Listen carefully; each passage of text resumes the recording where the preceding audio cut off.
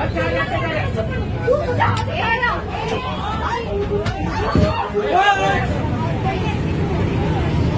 ಎಲ್ರಿಗೂ ನಮಸ್ಕಾರ. ನೀವು ನೋಡ್ತಾ ಇರೋ ಸರ್ ವಾಕ್ಸ್ ಯೂಟ್ಯೂಬ್ ಚಾನಲ್ಗೆ ಸಬ್ಸ್ಕ್ರೈಬ್ ಮಾಡ್ಕೊಂಡಿಲ್ಲ ದಯವಿಟ್ಟು ಸಬ್ಸ್ಕ್ರೈಬ್ ಮಾಡ್ಕೊಳ್ಳಿ, ಹಾಗೆ ಪಕ್ಕದಲ್ಲಿರುವಂಥ ಬೆಲ್ಲೈಕನ್ನ ಪ್ರೆಸ್ ಮಾಡಿ ಅಂತ ಹೇಳ್ತಾ. ಸೊ ಏನಪ್ಪ ವಿಷಯ ಅಂತಂದರೆ, ಒಂದು ಬಸ್ಸಲ್ಲಿ ಒಂದು ಮಹಿಳೆ ಮೇಲೆ ಹಲ್ಲೆ ಆಗಿದೆ ಅಂತ ಒಂದು ಸುದ್ದಿ ಬರ್ತಿದೆ. ಸೊ ಇದು ಏನು ಅಂತಂದರೆ, ಶಿವಾಜಿನಗರ ರೂಟ್ ಬಸ್ಸಲ್ಲಿ ಈ ಥರ ಒಬ್ಬರು ಕಂಡಕ್ಟರು ಮಹಿಳೆ ಮೇಲೆ ಒಂದು ಹಲ್ಲೆ ಮಾಡಿದ್ದಾರೆ ಅಂತ ಸೋಷಿಯಲ್ ಮೀಡಿಯಾದಲ್ಲಿ ಒಂದು ಸುದ್ದಿ ಓಡಾಡ್ತಿದೆ. ರೀಸೆಂಟಾಗಿ ಬೆಳಿಗ್ಗೆ 10 ಗಂಟೆಗೆ ಆಗಿರೋದು ಘಟನೆ.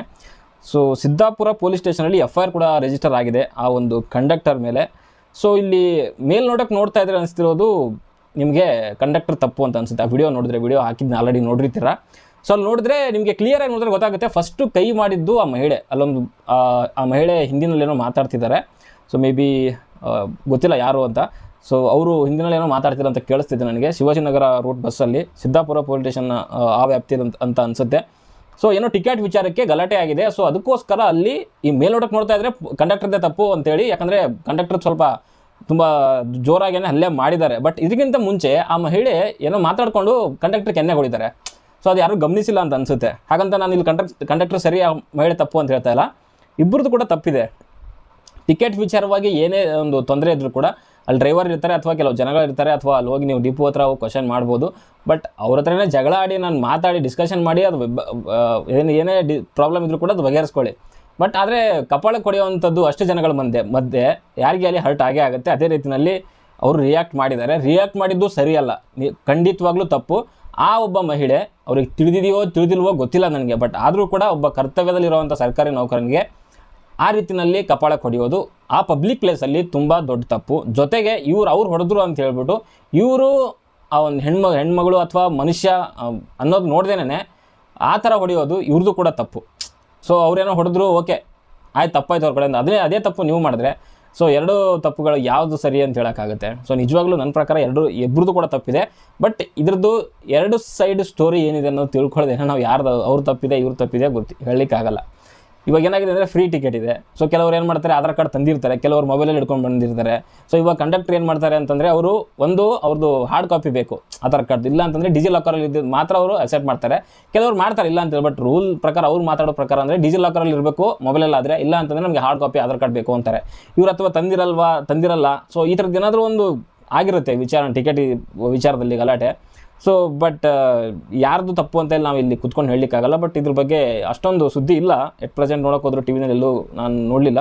ಬಟ್ ಸೋಷಿಯಲ್ ಮೀಡಿಯಾದಲ್ಲಿ ಎಲ್ಲೋ ಒಂದು ಪೋಸ್ಟ್ ನೋಡಿದೆ. ಬಟ್ ಇದು ಒಂದು ರೀತಿಯಲ್ಲಿ ಬೇಜಾರಾಗುವಂಥ ಒಂದು ಇದು.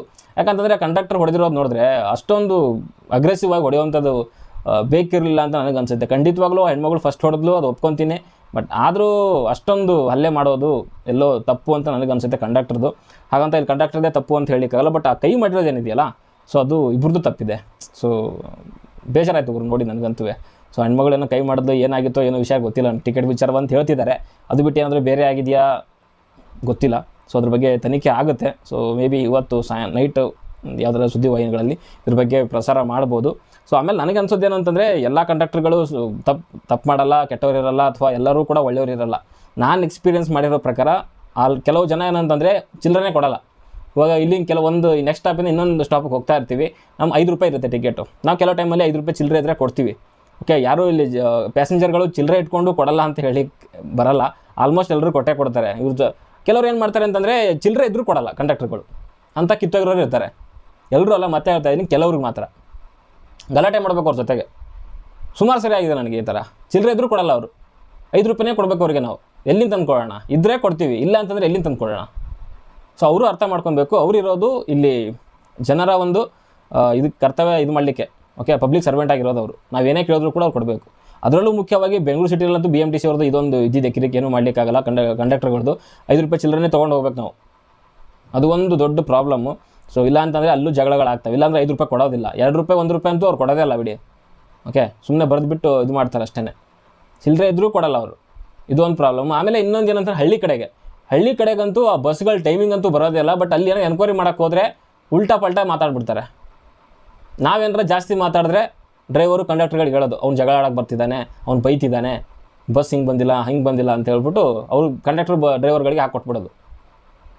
ಸೊ ಈ ಥರದ್ದು ಘಟನೆಗಳು ಸುಮಾರು ನಡೆಯುತ್ತೆ. ಅದರಲ್ಲೂ ಹಳ್ಳಿ ಕಡೆಗಂತೂ ನೀವು ಮಾತಾಡೋಕ್ಕೆ ಆಗಲ್ಲ, ರೂಲ್ಸ್ ರೆಗ್ಯುಲೇಷನ್ ಮಾತಾಡೋಂಗಿಲ್ಲ ನೀವು ಅಲ್ಲಿ. ಅವ್ರು ಹೇಳಿದ್ದೇ ಅಲ್ಲಿ ಇದು ಶಾಸನ ಅನ್ನೋ ರೀತಿಯಲ್ಲಿ ಅಲ್ಲಿ. ಆ ಬಸ್ಗಳಂತೂ ಫುಲ್, ಅದರಲ್ಲೂ ಈ ಉತ್ತರ ಕರ್ನಾಟಕ ಸೈಡ್ ನಮ್ಮ ಕಡೆಗಂತೂ ಸಿಕ್ಕಾಪಟ್ಟೆ ಬ್ರಷಲ್ಲಿ ಬರುತ್ತೆ. ಸೊ ಅದೇನು ಉದ್ಧಾರ ಮಾಡ್ತಾರೋ ಜನಗಳಿಗೆ ಅರ್ಥ ಆಗ್ತಿಲ್ಲ ನನಗೆ. ಬಟ್ ಈ ಘಟನೆ ಬಗ್ಗೆ ಮಾತಾಡೋದಾದರೆ ತನಿಖೆ ಆಗಬೇಕು, ಏನಾಗಿದೆ ಏನು ಅಂತೆಲ್ಲ ಪ್ರತ್ಯಕ್ಷ ಸಾಕ್ಷಿಗಳಿರ್ತಾರೆ. ಸೊ ಅದನ್ನ ನೋಡಿಬಿಟ್ಟು ಒಂದು ನ್ಯಾಯ ಕೊಡಿಸ್ಬೇಕು ಅಂತ ಅನಿಸುತ್ತೆ ನನಗೆ. ಸೊ ನೋಡೋಣ ಏನಾಗುತ್ತೆ ಅಂತ. ಬಟ್ ಅದು ನೋಡ್ತಾ ಇದ್ದರೆ ನಿಜವಾಗ್ಲೂ ಬೇಜಾರಾಗುತ್ತೆ ನನಗೆ. ಸೊ ನೋಡೋಣ ಏನಾಗುತ್ತೆ ಅಂತ. ಹಾಗೆ ನಿಮ್ಮ ಅನಿಸಿಕೆ ಅಭಿಪ್ರಾಯ ಏನಾದರೂ ಕೂಡ ಕಮೆಂಟ್ ಬಾಕ್ಸಲ್ಲಿ ತಿಳಿಸಿ ಅಂತ ಹೇಳ್ತಾ ಮುಂದಿನ ನೋಡೋದಲ್ಲಿ ಸಿಗೋವರೆಗೂ ನಮಸ್ತೆ.